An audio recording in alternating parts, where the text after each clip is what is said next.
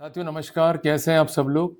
आज एक महत्वपूर्ण टॉपिक पर मैं डिस्कस करूंगा। अगर कोई मामला है ट्रेडमार्क का या कॉपीराइट का, तो क्या प्रैक्टिकल वे में 41A सीआरपीसी का नोटिस मिलेगा या नहीं मिलेगा, या धारा 35 सब क्लॉज 3 बी एनएसएस का नोटिस मिलेगा या नहीं मिलेगा, या जेल ही जाना पड़ेगा।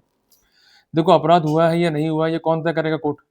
काम क्या पुलिस का कि जो एविडेंस है उसे कलेक्ट करना और एज पर लॉ करना, प्रोसिक्यूट कंसर्न आरोपी को।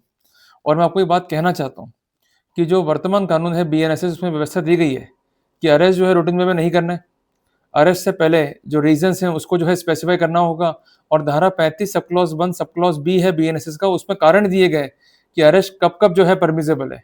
अगर कारण जो है स्पष्ट नहीं है, अरेस्ट कर लिया मैकेनिकल वे में, तो ऐसे सिनेरियो में पुलिस वाले भी जिम्मेदार होंगे और वो बाउंड होंगे टू पे यू द कंपनसेशन। पर चूंकि हम लोग बोलते नहीं है तो इनको लगता है कि हम जो है सुप्रीम हो गए और हम जो चाहे वो कर लेंगे। इतने रेस्ट्रिक्शन इनके ऊपर हैं, उसके बावजूद भी अगर हम नहीं बोल रहे हैं तो हम लोग जो है नुकसान में। हमारा शोषण मालूम है क्यों होता है? क्योंकि हम लोग चुपचाप बैठे हुए हैं। हमको लगता है भाई इनसे पंगा लेंगे या कुछ बोलेंगे तो ये उल्टा हमको टांग देंगे। ऐसा नहीं होता भाई। अगर ये आपको तंग कर रहे हैं, बेवजह परेशान कर रहे हैं, आपको सबसे बड़ा वेपन है एंटी करप्शन कानून का। अगर ये आपसे पैसा मांग रहे हैं, आपको ह्यूमिलेट कर रहे हैं, go to anti corruption bureau, इनको ट्रैप करा दो भाई। साफ साफ बात है। पर डरने का नहीं है। जो डर गया समझो मर गया। मैं बार बार कह रहा हूं, जब आपके अपने अधिकार है तो खड़े हो जाओ, लड़ने के लिए तैयार हो जाओ। आज छोटे से बात समझो, युद्ध हुआ महाभारत का, कमजोर पक्ष था पांडवों का, पर तब भी वो लड़े। बात थी सिर्फ अधिकारों की। और जब आप लड़ते हो अधिकारों के लिए, ना सामने आपका भाई होता है, ना आपकी बहन होती है, ना होते हैं माता पिता। जब बात अधिकारों की है तो सिर्फ बात फिर अधिकारों की होगी, ना कोई अपना है ना कोई पराया है। क्लियर हो गया बात अपने को? तो अगर पुलिस बुला रही है, आपको तंग कर रही है, बेवजह परेशान कर रही है, उनको ट्रैप करो। एंटी करप्शन में गलत अरेस्ट किया है, चैलेंज करो अरेस्ट को। इसके अलावा मांग करो मुआवजे की। और ये लोग भी गवर्न है बाय सीसीए रूल्स, इसलिए हर कदम पे हर पॉइंट पे हमें कार्रवाई करते हुए चलना होगा। इस बात का जो है विशेष ध्यान रखना। देखो, मोटी मोटी बात यह है कि एंटीसिपेटरी बेल लगाना हाईली मूर्खता है इन केसेस के अंदर।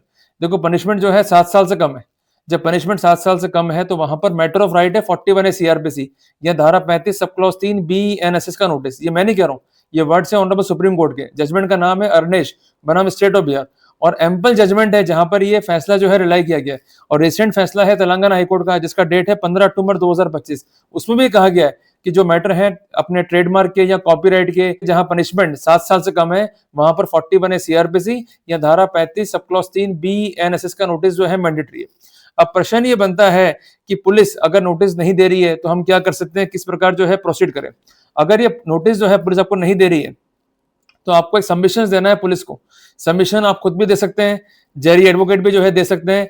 साफ साफ बात है लिखने की, जो भी एलिज्ड ऑफेंसेस है उसका आप कर रहे हैं investigations. We are ready willing to cooperate, we are ready willing to join the investigation. पर हमको डर यही है कि आप जो है गिरफ्तार कर लेंगे, जबकि लीगल राइट हमारा क्या है कि हमें गिरफ्तार नहीं किया जाएगा, खासकर उन मामलों में जहां हम कोऑपरेट कर रहे हैं और पनिशमेंट जो है 7 साल से कम है। अगर तब भी ये बेईमानी करते हैं, नोटिस आपको नहीं देते हैं, तो वहां रेमेडी लाई करती है एंटीसिपेटरी में, या आप जा सकते हैं as per section 528 B NSS के तहत ऑनरेबल हाईकोर्ट में। क्लियर हो गया अपने को?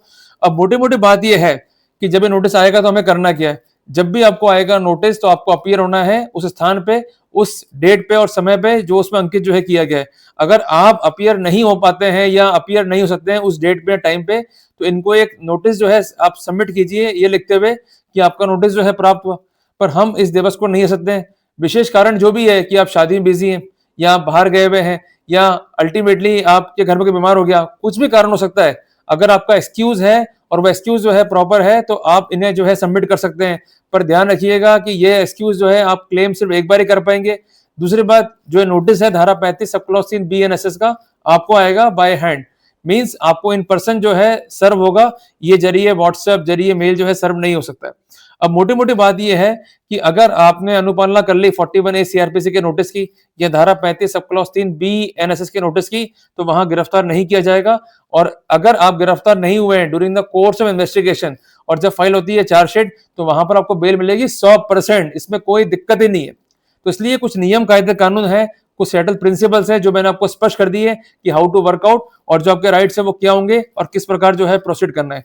तो नक्शल में बात क्या है कि जहां मामले में पनिशमेंट जो है 7 साल से कम है, मामला भले ही आईपी का मींस ट्रेडमार्क या कॉपीराइट का है, और अगर आपको नोटिस नहीं दिया गया है तो डिमांड करना है नोटिस को। अगर नोटिस दे दिया गया है तो जो उसमें टाइम लिखा है, डेट लिखा है, उस दिवस को आप उस स्थान पे जाएं जो कि डायरेक्टेड है, नहीं जा पा रहे हैं तो एक्सक्यूज जो है सबमिट करें। अगर आप अवॉइड करेंगे नोटिस को या नोटिस के बगैर आप थाने पहुंच जाएंगे, दोनों ही स्थितियों में आप गिरफ्तार हो सकते हैं। तो कुल मिलाकर के गिरफ्तारी से जहां प्रोटेक्शन है वो तो आपका लीगल राइट है, पर उसे प्रैक्टिकली कैसे ऑब्टेन करना है, उसके लिए कैसे प्रोसीड करना है, मैंने आपको लीगल वे आउट जो है बताए। जल्दी मिलेंगे एक नए टॉपिक के साथ। टिल देन, जय हिंद, जय भारत।